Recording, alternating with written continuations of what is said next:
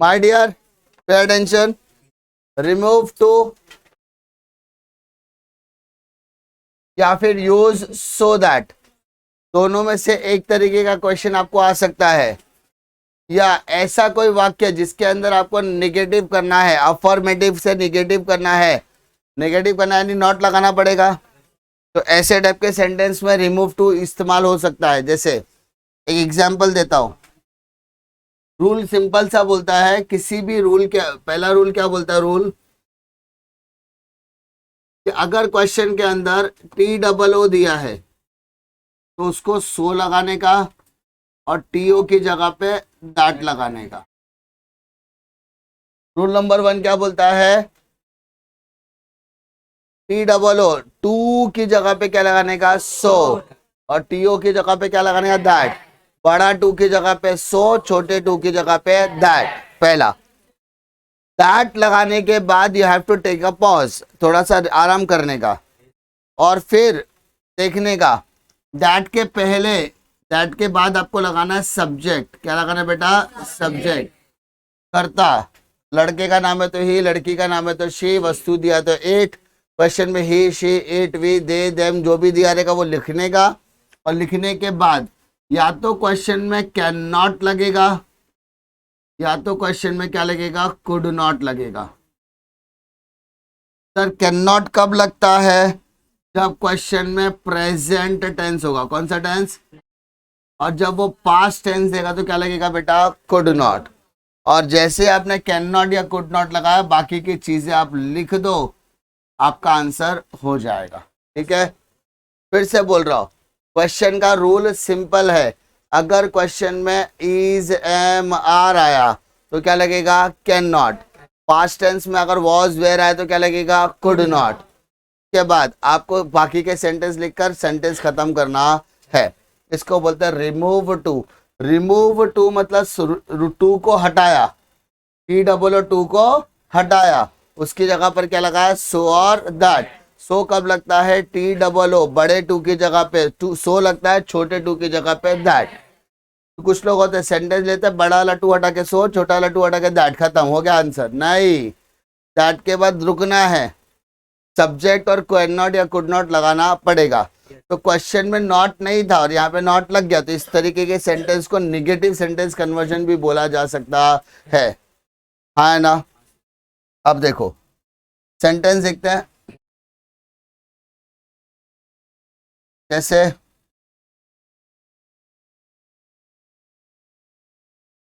The tea is too hot to handle. चाय इतनी गर्म है कि उसको हैंडल नहीं किया जा सकता।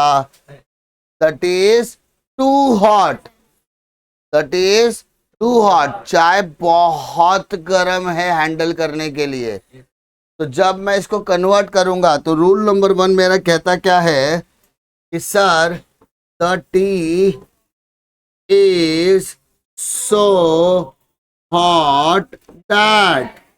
अब ये टू की जगह पे मैंने क्या लगाया, सो, ये टू की जगह पे क्या लगा, दैट। अब दैट के बाद तुरंत हैंडल लिखने का नहीं, दैट के बाद पीछे आओ, देखो टी है, वस्तु है ना, कोई भी आर्टिकल है तो वहां पर क्या लगेगा, it.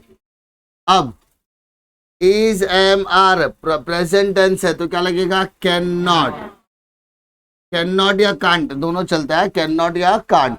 It can not handle. Sir ये क्वेश्चन पॉजिटिव था, हो किस में गया, नेगेटिव में, तो इसको इसीलिए हम लोग नेगेटिव सेंटेंस भी बोला जा सकता है। तो that is so hot that it can not handle. चाय इतनी गर्म थी कि उसको पकड़ा न जा सका। ठीक है, या नहीं जा सकता है। क्लियर है क्या, पक्का। One more, the train is too late to reach on.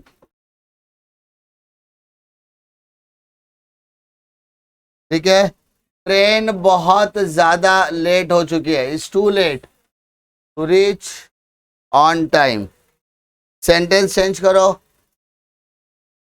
The train is so late that, रुकने का, वापस पीछे आने का, ट्रेन है, लेट, इज आए तो क्या लगेगा, can not reach on time, समय पे वो नहीं पहुंच सकती। समझा क्या? हाँ है ना? वाक्य समझ में आया? Next,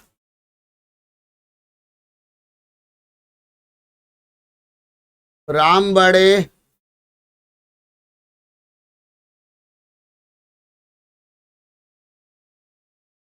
was too perfect to make a mistake.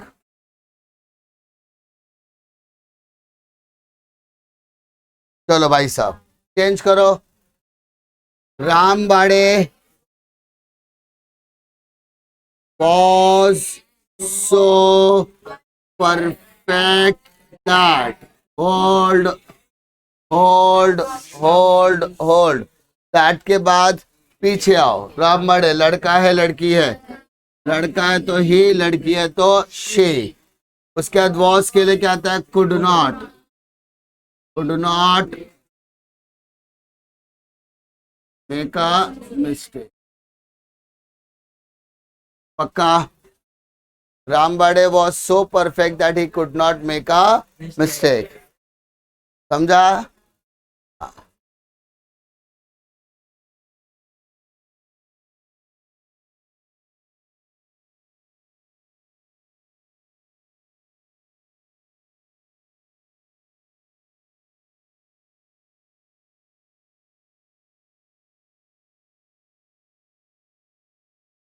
The minister was too busy for us to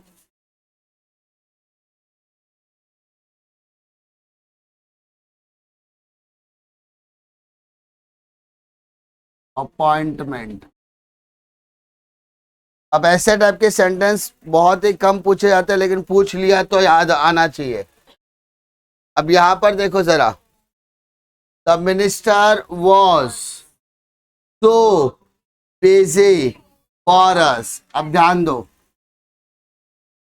for us, for us, for him, for her, ठीक है, ऐसा कुछ आ गया तो उसको सब्जेक्ट में कन्वर्ट करना, यानी अब सब्जेक्ट इसके हिसाब से नहीं लगेगा, सब्जेक्ट अब इसके हिसाब से लगेगा। क्लियर है?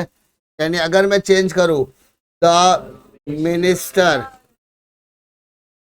वॉज सो बिजी दैट, अब फॉर अस के लिए आ जाएगा वी, फॉर अस के लिए क्या आएगा, वी, फॉर हिम होता तो क्या आता है, ही, फॉर हर होता तो क्या आता, शी, फॉर अस होता तो क्या आता, वी, फॉर देम होता तो क्या आता, दे, फॉर देम है ना, तो क्या रहेगा, दे आएगा, क्या आएगा, दे।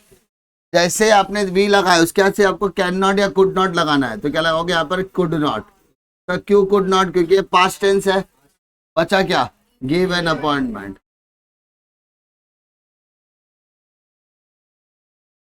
चलो क्या क्या वर्ड बोला बताओ, मैंने अभी अभी कुछ तो बताया मैंने, कौन कौन से वर्ड्स बताए? पहला, फॉर मी आ गया, आई लगाने का, फॉर अस आ गया, ही लगाने का, फॉर हिम आ गया, ही, फॉर हर आ गया, ही, फॉर देम आ गया। पक्का? तो ये सारे हेल्पिंग वर्ब कब लगेंगे, दैट के बाद, दैट के बाद, दैट के बाद आपको लगा देना, आपका काम वैसे ही हो जाएगा। क्लियर है क्या? उसके बाद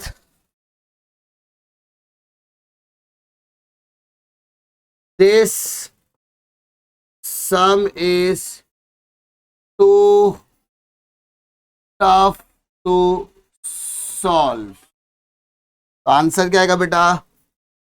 this sum is so tough that, अब सम लड़का लड़की, इट कैन नॉट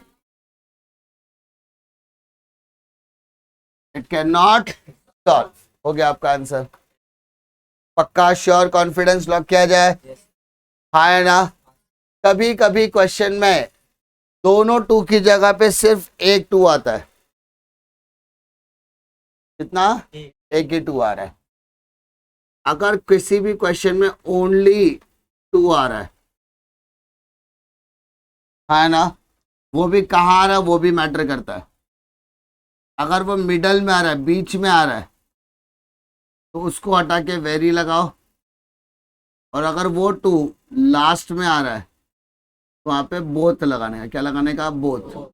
ऐसे बोथ वाला सेंटेंस बहुत ही कम आता है, है ना? मैं बोलूँगा ऐसा, अभी फिलहाल तक आज तक एक भी सेंटेंस नहीं आया है, तो मैं ऐसा बोलूँगा अगर सिर्फ टू आया है, क्या है बेटा? सिर्फ, उसको हटा के क्या लगाने का? जैसे जैसे the boy is too cute. The boy is too cute, तो आंसर क्या आएगा? The boy is very cute. Problem है क्या? सिर्फ टू आया है। The tea is too hot, तो the tea is very hot. समझा?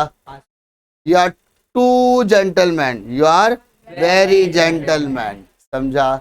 जहाँ पे सिर्फ टू आएगा वहां पर क्या लगेगा? वेरी। समझा? क्लियर है? कोई डिफिकल्टी है? समझा? रूल्स लिख के ले लो फटाफट।